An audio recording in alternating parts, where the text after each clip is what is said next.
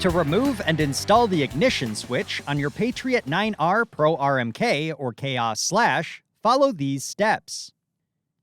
Ensure the snowmobile is on a flat level surface and remove the key. Next, remove the fuel cap using care to ensure no dirt or debris enters the fuel tank. Then, place a clean shop towel around the plastic fuel filler neck nut and remove the nut and rag.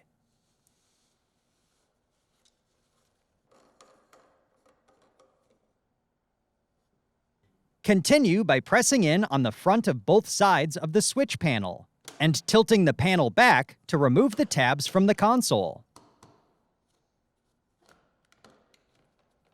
Then, reinstall the fuel cap to prevent debris from falling into the fuel tank. Next, carefully remove and retain the ignition switch nut. Then, pull the switch out from the switch panel and pivot out to gain access to the connector. Continue by pushing in on the connector tab and pulling back to disconnect from the ignition switch. A flathead screwdriver can be used to aid in releasing the connector tab.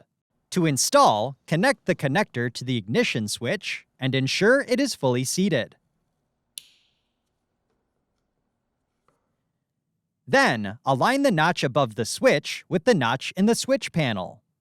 Continue by reinstalling the ignition switch through the switch panel and securing with the retained nut.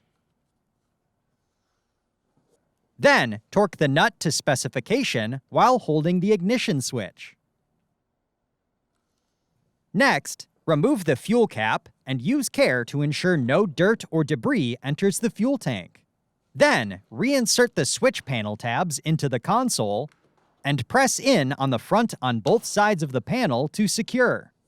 Continue by reinstalling the plastic fuel filler nut and tighten until fully seated.